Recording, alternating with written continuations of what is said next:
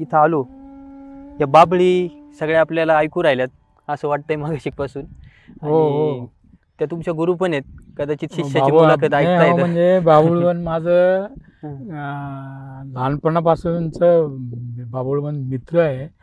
बाबुळवन म्हणजे जसं आमराई म्हणतो झाडांचा समूह, तसे बाबुळवन हा 50 झाडं, 100 झाडं, 200 झाडं असे खेड्यामध्ये खूप आहेत. आजही आहेत काही काही खेड्यामध्ये, विशेषतः विदर्भामध्ये गेला खेड्यापाड्यात तर तिकडे गाव सुरू झालं की तुला त्या बाबुळवनाचं दर्शन होतं. तर ते माझं बाबुळ म्हणजे मित्र आहे, माझं सगळंच आहे आणि गुरु आहे. म्हणजे बाबुळ हे झाड माझं गुरु म्हटलं तर हरकत नाही चित्रकलेतलं. काय आहे की ते प्रत्येक ऋतूत त्याचं रूप वेगळं असतं.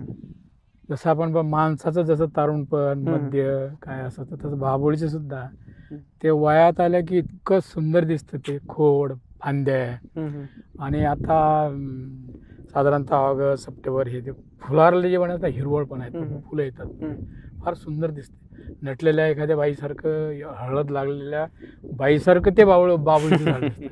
बरं, ती पिवळे पिवळे फुलं येतात, खूप खूप बरेच बारीक बारीक पानं, नजाकतीत त्याची पानं असतात. काट्याची गुंफणी वेगळी, सगळे काटे झाकले जातात. मग उन्हाळा आला किंवा जानेवारी फेब्रुवारी आला की उन्हाळा आला की सगळं त्याचं वैभव जे असतं ते सगळं गळतं आणि एखाद्या वैराग्यासारखं साधूसारखं ते सगळ्या काड्या अस्थिपंजरसारखं दिसतं. आणि ते कलावंत म्हणून खूप भावतं. लहानपणी मला ते इतकं भावलं. त्याचे रेषा आहे वेगवेगळ्या दिशेनं जरा फांद्या आणि असं खूपच छान ते माझ्या डोक्यात बाबूळ आहे. आणि त्यामुळे अशा वेगळे आहेत. मी मग घराच्या भिंतीवर कोळशाने काढायचो. त्यामुळे तो पहिला गुरु माझा तो आहे. चित्रकलेतला पहिला गुरु म्हणजे बाबूळ, बाबळीचं झाड म्हणजे अख्खं बाबूळ. मला तेच विचारायचं आहे सर, जसं आपण आता मगाशीपासून इथं आलोय, घरची आठवण येते? अरे काय हे सगळं आहे. हा किती झाड आहेत, किती प्रकारची झाड आहेत इथं. पक्षी आहेत की आवाज येतात वेगवेगळे. म्हणजे माणसांच्या कलकलाटापेक्षा पक्ष्यांचा जो लढीवळपणा, कल्लोळ म्हणतो ना आपण, तो फारच आनंददायी असतो. हे हिरवेपणा, मानसशास्त्राचा हिरवा रंग म्हणजे आनंद देणारा. हे झाडांचं सान्निध्य, छान छान वारा. जसं माणूस आपल्याला दाद देतो तशा फांद्यात दाद देतात, हालतायत वारणे. किती छान वाटते.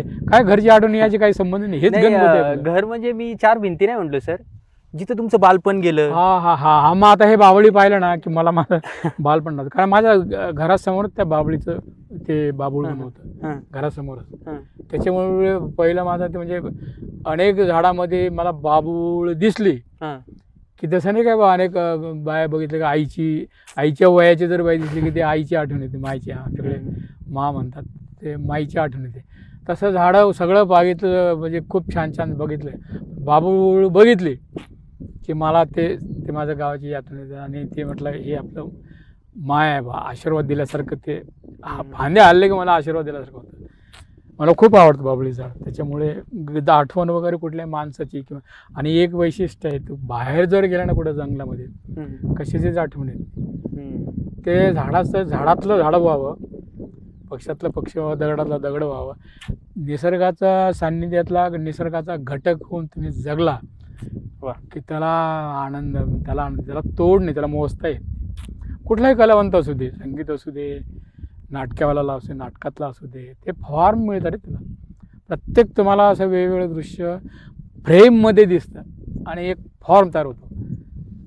तुझी नजर अभ्यासक्रमात शेवटी काय ते शिक्षण आहे ते लागतं.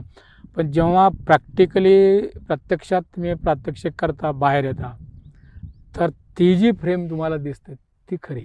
आणि तिथूनच तुमची जे काही करतात त्याच्यात ते उद्दिंगता म्हणतो आपण, तिथं तयार होतं. तसं हे आहे. त्यामुळे मी रविवार घरी थांबत नव्हतो. मग बाहेर जायचो. आता म्हणजे महाराष्ट्रभर फिरलो, भारतभर फिरलो.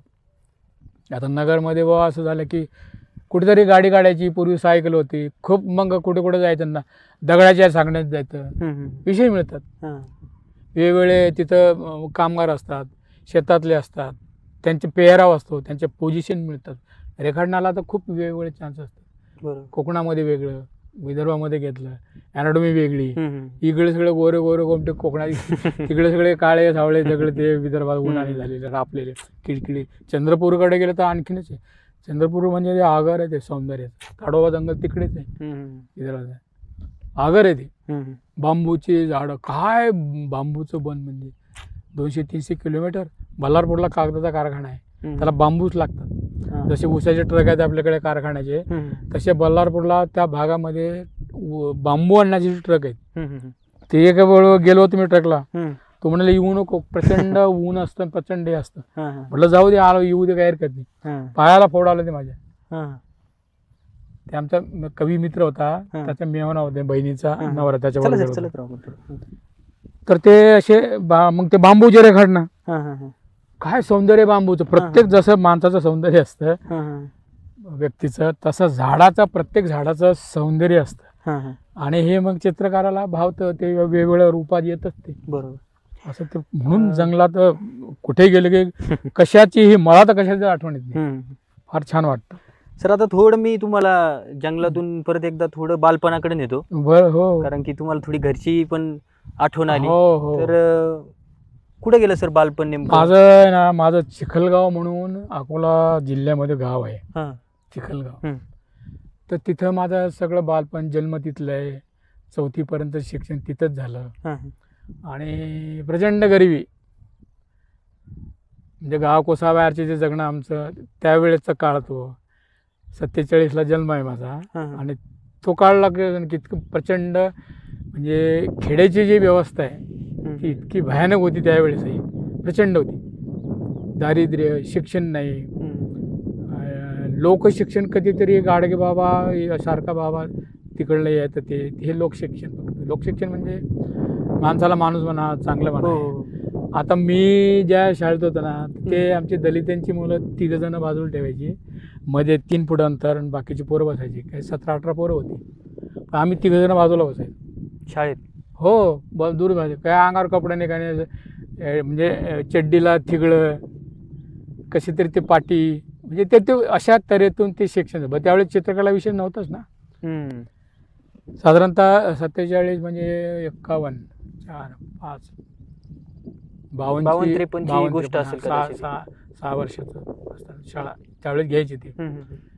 एक तुला आठवण सांगतो, आमच्या घरा शेजारी डुकरी, कुडाची घरं मातीची, आणि मग तिथं ते इंधन असायचं. ते एक तिकडे डुकरीन तिने पिल्लं दिली, जवळजवळ 9-10 पिल्लं होती.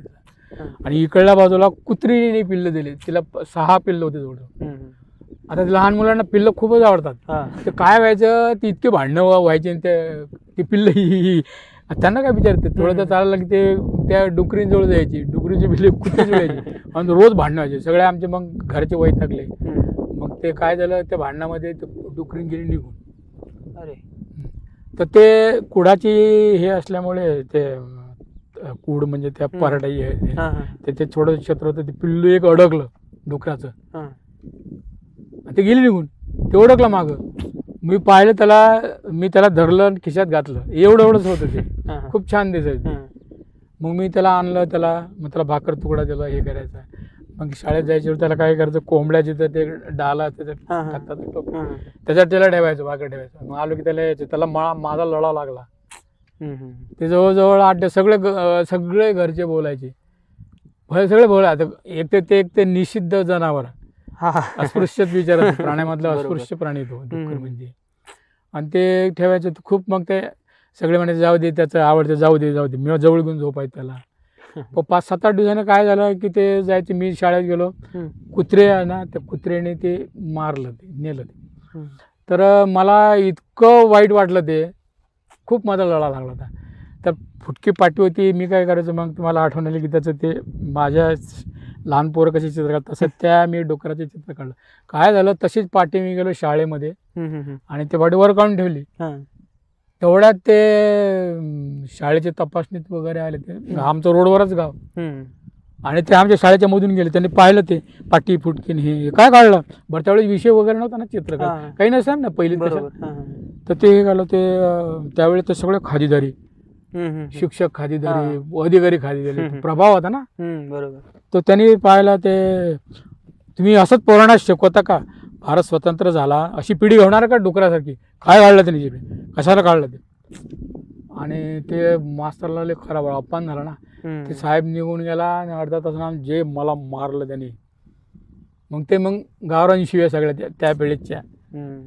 आणि मी 8 दिवस मग आलो ना, आजारी पडलो, हात सुटले, पाठीला मारलं होतं. मला कळत नव्हतं माझी काय चूक झाली. डुकराचे पिल्लू त्या वयात काय कळतं? मास्तरनं मारलं.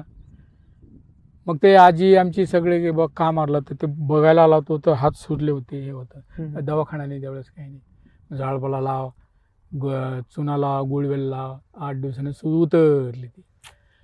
तर ते पहिलं माझं चित्र आणि त्या चित्राने जो मार आहे माझा, त्यामुळे मला प्राण्याविषयी इतकी आपुलकी आहे. पशु पक्षी प्राणी प्रचंड आपुलकी आहे. आणि त्या माराने मी शहाणा झालो. आणि नंतर मग कळलं की बा आता किती त्या मास्तरला जर हे असतं, हे प्राणी आहे बाबा, याच्यात काय, त्याला लहान मुलं आहे, चित्र काढलं काय वाईट आहे. तर ती चित्रकलेची पहिली खून माझ्या मार खायची ती एक पहिली खून, चिखलगावची आठवण म्हणजे ती पहिली खून. पण सर, हे ज्या पद्धतीने तुम्ही आत्ता सांगताय तो एक काळ, आणि त्या काळात कदाचित आपल्याकडे जी व्यवस्था होती त्यावेळेसची सामाजिक व्यवस्था म्हणू आपण त्याला, आणि त्या सामाजिक व्यवस्थेमुळे तुमच्या बालमनावर काही घात होत गेले खूप. आणि त्या जडणघडणीतूनच कदाचित पुढे जाऊन तुमची ही चित्र माझी चित्र आहे ना, म्हणजे माणूस म्हणून, माणसं हे म्हणून ती जी जडणघडण आहे ना, ती असे टक्के टोनपे खाऊनच माझी एक माणसाकडे पाहण्याची दृष्टी, पुढे मग वाचन, काही सहवास माणसांचा. तर ते ह्या जडणघडणीमधून माझी नजर पक्की झाली आणि चित्राचे विषय माझे असे मिळत गेला मला. आणि मी गुरु केल्याची गरजच नाही मला करायची. शिक्षकांनी तू चित्र काढ शाळेमध्ये. मग 5वी 6वीला गेलो,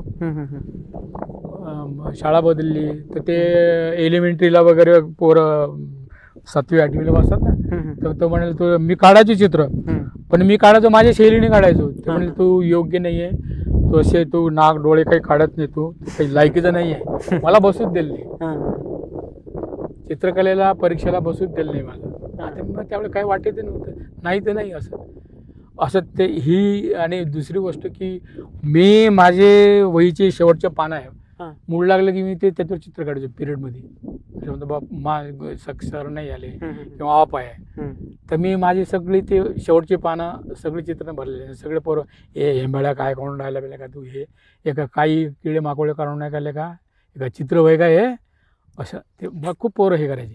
अरे हळूहळू थांब म्हणले, काय बरोबर का तुला मास्तर बसू देत नाही ना, ते बरोबर म्हणून राहिले मास्तर, तुला लायकी हे केलं का, ते मग खेळणारे पोळं घालतो सायाच्या काही काढून राहिला का, हे रेषा आहे.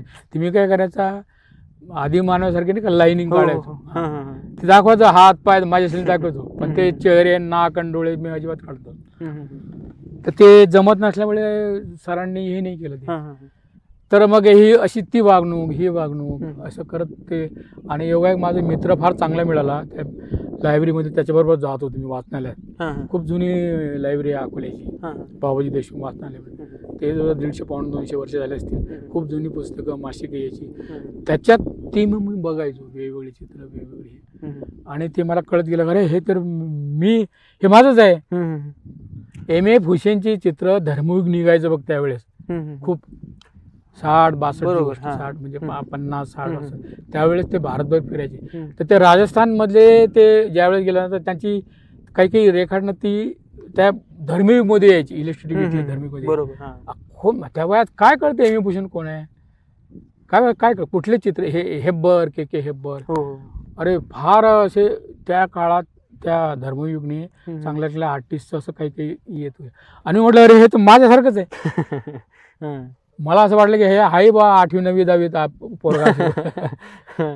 मग ते तिथले लायब्ररी होते, ते भांबुरकर म्हणून ते बाबा, अबे म्हणे काय तू ते हेंबाळ्या, तू कुठं मोठा माणूस आहे, तुला माहित आहे काय. मी म्हटलं काका हा माझ्यासारखा आहे का शाळेत हा. अबे म्हणे का लय मोठा माणूस आहे ते. आता त्या काय कळतं ते, पण मी ती पण पाहायचो. आणि मग मला कळायचं की चालेल मी जे करतोय माझ्या डोक्यात ठेवलं की हे करतो मी योग्य आहे, बरोबर कळत गेलो. ते थांबलं नाही माझं.